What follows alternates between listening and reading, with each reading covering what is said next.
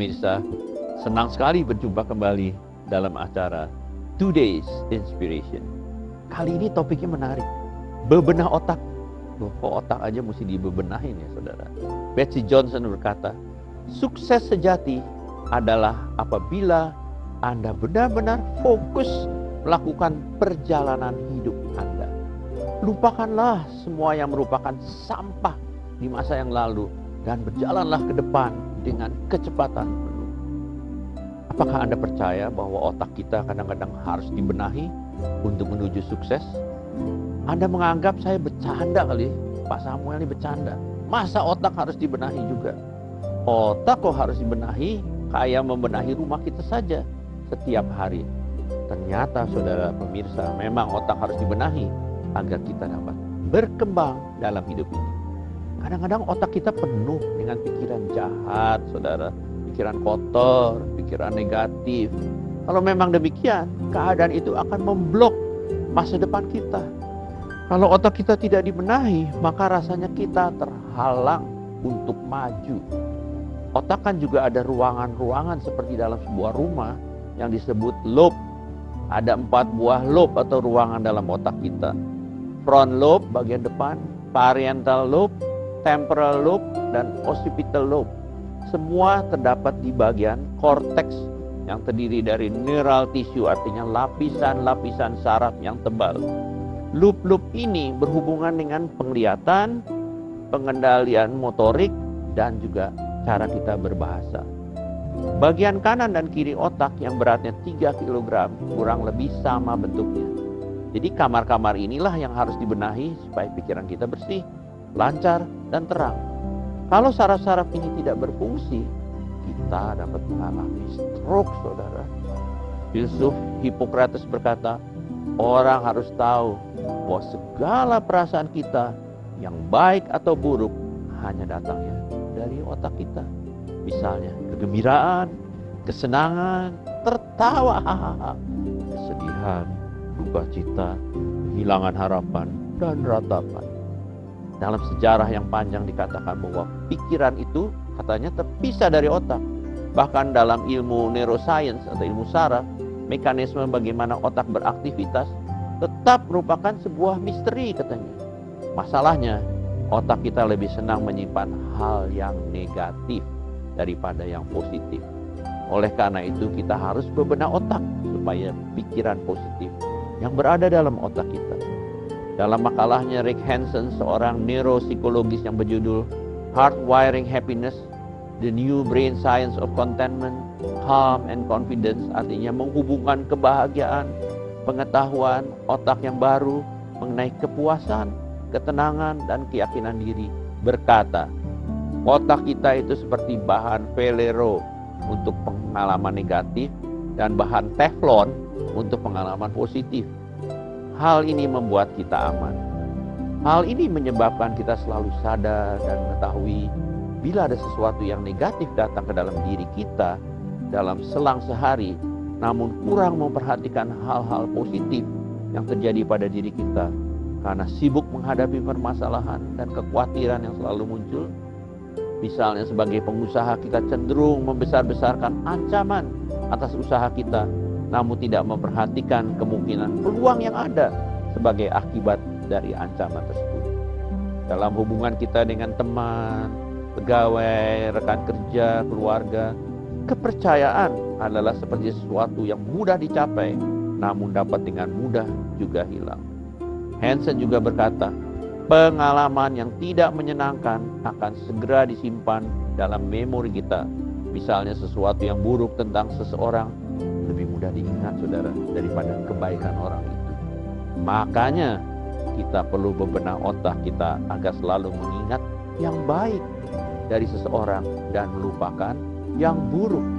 Caranya, coba kita mengambil waktu 10, 20, 30 detik dalam hidup kita untuk mengingat hal-hal positif yang terjadi.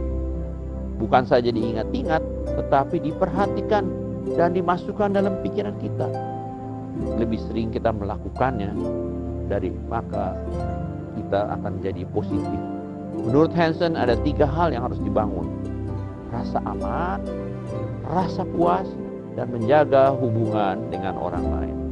Berikut ini langkah-langkahnya. Yang pertama, rasa aman. Dalam bebenah otak, kita harus membenahi pikiran kita agar memiliki rasa aman dan ketenangan di dalam diri kita. Dua hal ini sangat penting karena akan membuat hidup kita konstruktif. Kita harus mengingat-ingat peristiwa yang membuat kita tenang, karena ketenangan akan membuat kita memiliki kekuatan menghadapi stres, keadaan terburu-buru, atau situasi yang mendesak. Jadi kita menjauhi pikiran selalu digerakkan oleh suasana krisis. Kita harus menciptakan hidup yang tidak terburu-buru. Kita misalnya takut terlambat, ya bangun lebih pagi saudara, sehingga segala sesuatu dapat dipersiapkan dengan baik. Langkah-langkah ini membuat kita tidak perlu terburu-buru. Memperhatikan anak atau pasangan kita 10 menit saja saudara sebelum bekerja dapat memberi kita ketenangan dalam bekerja. Yang kedua yang penting saudara adalah rasa puas. Hawa nafsu diri kita seringkali membuat kita tidak puas. Kalau kita belajar puas dengan keadaan kita dan memiliki perasaan mengucap syukur atas apa yang sudah kita miliki, akan selalu memberi kegembiraan dan kepuasan dengan apa yang telah kita capai hari itu. Ini adalah obat yang baik untuk mengatasi pikiran negatif di otak kita. Kita harus tahu artinya kepuasan dari apa yang Tuhan berikan dalam hidup kita. Jangan kita selalu menginginkan yang belum kita miliki, tapi mengucap syukurlah dengan apa yang sudah diberikan Tuhan kepada kita. Kalau dapat, mungkin kita ingin memiliki sebenarnya isi dunia ini semuanya, baru kita puas.